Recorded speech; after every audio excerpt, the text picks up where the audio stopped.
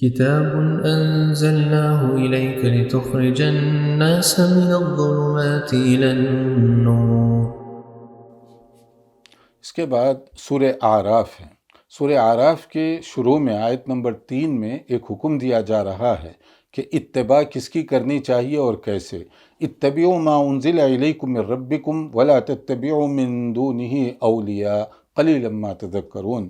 تم اتباع کرو جو کچھ کہ اللہ کی طرف سے نازل کیا گیا، یعنی اللہ کے احکام اور رسول اللہ صلی اللہ علیہ وسلم کی۔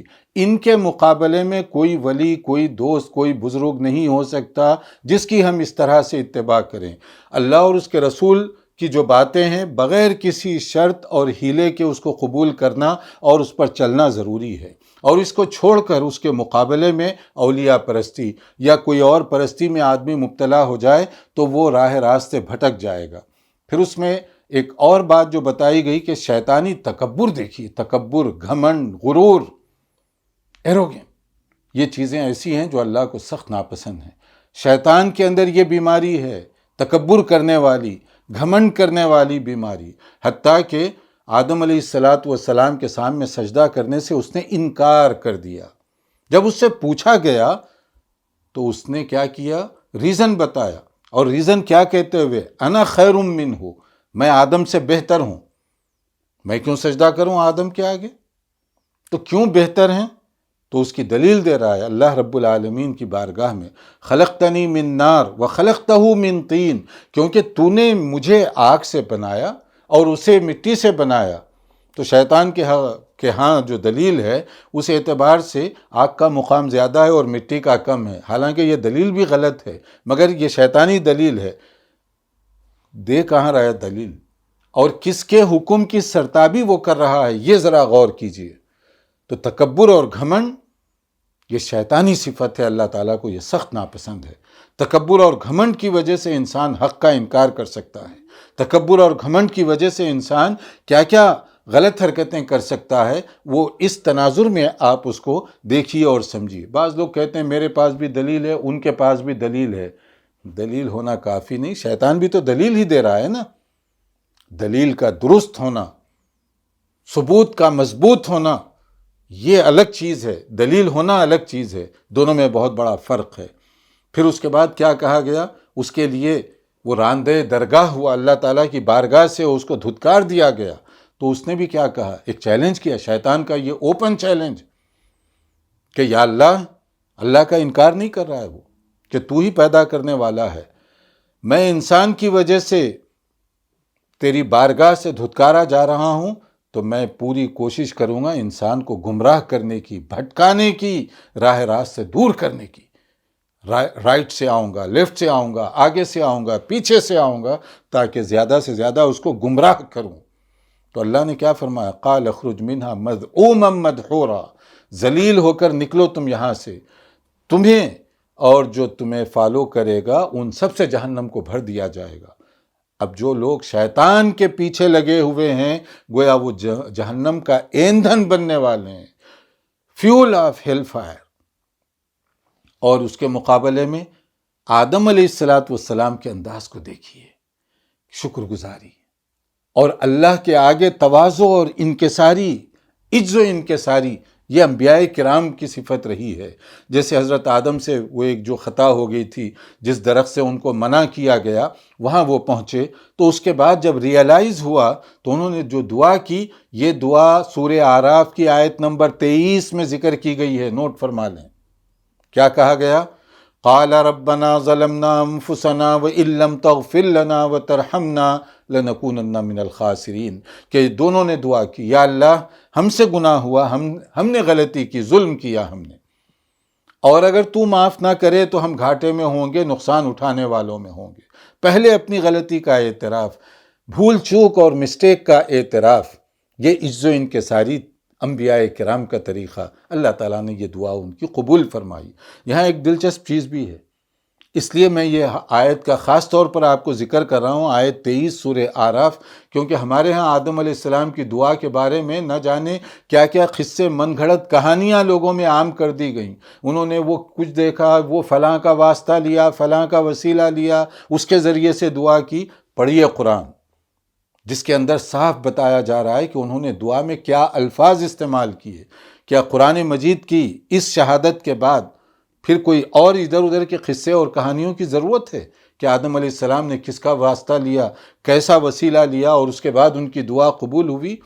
یہ کہانیوں کو چھوڑیے، آئیے قرآن و سنت کی طرف.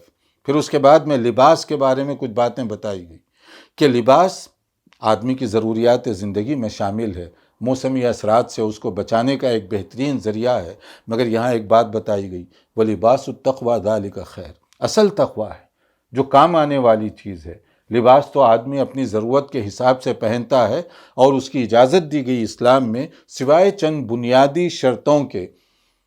اور پھر اس کے بعد میں یہ کہا گیا کہ یہ جو چیزیں ہیں لباس، مناسب لباس پہننا، یہ اسلامی آداب کے خلاف نہیں بلکہ سنت کے مطابق ہے. اور جو لوگ اپنے آپ کو خام و خواہ لباس کی پابندیاں لگاتے ہیں کہ ایک خاص طبقہ ہے وہ یہ سمجھتا ہے کہ بالکل جو ہے ٹپیکل قسم کا لباس ہم پہنیں تو شاید زیادہ متقی کہلائیں گے. تقوی کا تعلق اس کے ساتھ نہیں ہے. تقوی کا تعلق تقوی کے ساتھ، اور تقوی دل اور دماغ اس کی کیفیت کا نام ہے. تو اس لیے کہا گیا یا بنی آدم خذوا زینتکم عند کل مسجد. خاص طور پر نماز کے بارے میں کہا جا رہا ہے کہ تم زیب و زینت کا اہتمام کرو. یہ بھی عجیب بات ہے کہ لوگ آپ دیکھے ہوں گے باہر محفلوں میں جا رہے ہیں تو خوب بناؤ سنگار وغیرہ کر کے، اور جب اللہ کی بارگاہ میں کھڑے ہونے کے لیے جاتے ہیں کوئی اہتمام تک نہیں کرتے. حتیٰ کہ گھر میں نماز پڑھ رہے ہیں بنین کے ساتھ، الماری بھری ہوئی ہے کپڑوں سے، سستی اتنی کہ کون کپڑے اٹھائے کون پہنے. اگر اچانک اتنی میں کوئی باہر سے آئے دستک دے اور کہا جائے کہ آپ کے فلاں دوست ملنے کے لیے آئے ہیں، آپ کہتے ہیں ٹھہر جاؤ کپڑے بدل کر آؤں گا. کیا معنی ہوا اس کا؟ یعنی وہ لباس جو پہن کر اللہ کی بارگاہ میں تم کھڑے تھے وہ اس قابل نہیں ہے کہ دوست کے سامنے اسی لباس سے چلے جاؤ، اس لیے بدل کر وہاں جانا چاہتے ہو. کبھی سوچا رب العالمین کے آگے پیش ہوتے ہوئے بھی ہمیں کچھ اہتمام کرنا چاہیے، کچھ صحیح ڈھنگ کا تو لباس پہننا چاہیے. اور دوسری جو چیز کہی گئی وَكُلُوا وَاشْرَبُوا وَلَا تُسْرِفُوا إِنَّهُ لَا يُحِبُّ الْمُسْرِفِينَ. کھانے پینے کی اجازت دی گئی مگر اعتدال کے ساتھ. اسراف، فضول خرچی، اس کو اللہ تعالیٰ نہیں پسند فرماتا. نہ لباس کے مسئلے میں، نہ رہن سہن کے مسئلے میں، نہ کھانے پینے کے مسئلے میں، کہیں پر بھی فضول خرچی کو پسند نہیں کیا گیا. اعتدال ہونا چاہیے، میانہ روی کا انداز ہونا چاہیے. یہ ایک مومنانہ انداز ہے اور ایک مومن کی یہی شان ہو. اور پھر اس کے بعد میں آراف کی مناسبت سے، یعنی آراف جنت اور دوزخ کے درمیان کی ایک منزل ہے، اس کا ذکر یہاں پر کیا گیا. رونگٹے کھڑا کر دینے والا ہے کہ جو لوگ کامیاب ہوں گے ان کو جنت میں بھیج دیا جائے گا قیامت کے دن. جو ناکام ہوں گے کون؟ الذین اتخذوا دینہم لہوا ولعبا وغرتہم الحیات الدنیا. جو دین کو مذاق جوک کا انداز بنا رہے تھے اور دنیا میں مگن رہے، آخرت کو بھول گئے، آخرت کو بنانے کے لیے کوئی عمل نہیں کیا، وہ جہنم میں چلے جائیں گے. اور کچھ لوگ ان بٹوین ابھی ٹھہرے ہوئے ہوں گے جن کا فیصلہ ابھی نہیں ہوا درمیان میں. اب وہ ایک نظر دیکھ رہے ہیں جنت کی طرف، خواہش کر رہے ہیں بار الہا ہمیں بھی جنتی بنا دے. دوسری طرف دیکھ رہے ہیں تو پناہ مانگ رہے ہیں کہ یا اللہ جہنم کے عذاب سے بچا لے. اب ان کا فیصلہ ہونا باقی ہے. وہاں جو فیصلہ ہوگا انصاف کے ساتھ، اس کے نام اعمال کی بنیاد پر، کیا کچھ وہ دنیا میں کرتا رہا اسی کی بنیاد پر. دین کا مذاق، احکام الہی کا مذاق، شریعت اسلامیہ کا جو کرنے والے ذرا سوچ لیں کہ وہاں ہمارا ٹھکانہ کس طرح ہوگا.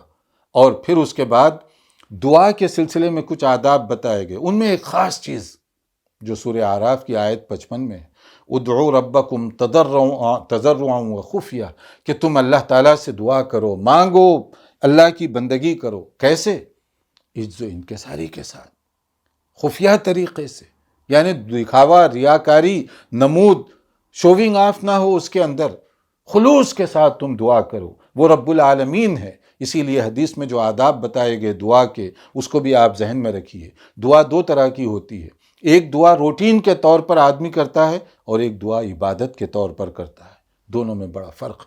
روٹین ایک کلچر بنا ہوا ہے، اسی طرح سے آدمی کر لیتا ہے. بعض اوقات الفاظ سمجھے بغیر اس کی زبان سے نکل رہے ہیں، اس کے اندر ایکٹنگ زیادہ ہو رہی ہے، اس میں چیخ و پکار کا انداز زیادہ ہو رہا ہے، اس میں روحانیت نہیں ہے۔ اور آج کل تو خیر سے دعاؤں کے اندر بھی لوگ کاپی کرنے لگ گئے، کیونکہ کاپی پیسٹ کا زمانہ ہے، تو دعاؤں کے اندر بھی جہاں امام حرم کی آواز کھڑکھڑا گئی، آپ کی بھی کھڑکھڑا گئی، جہاں رقت ان پر طاری ہوئی، آپ نے بھی وہی ایکٹنگ کی، جہاں الفاظ ان کے جو نکلے آپ بھی اسی طرح سے، جہاں آواز بھرا گئی آپ بھی وہی کر رہے ہیں۔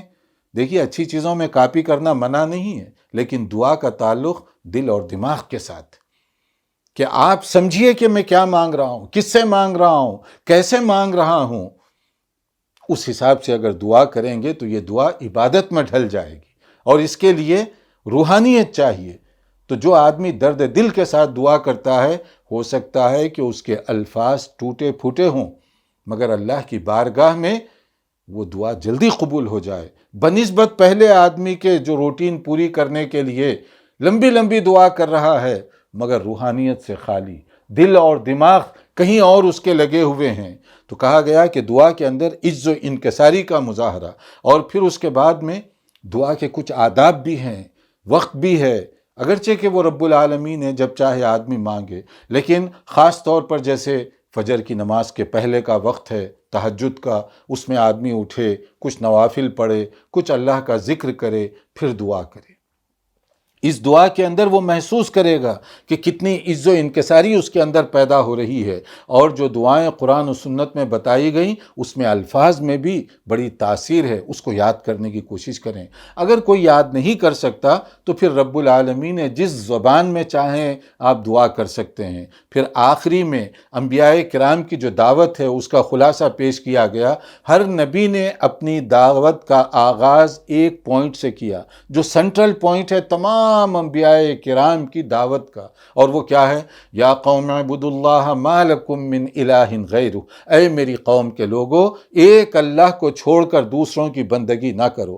تمام انبیاء کرام، پہلے نبی سے لے کر آخری نبی تک علیہم السلام، سبھی کی دعوت و تبلیغ کا مرکزی پوائنٹ، فوکس یہ تھا توحید، ایک اللہ کی طرف لوگوں کو بلانا، تم ایک اللہ کی بندگی کرو، ایک اللہ ہی کی عبادت کرو۔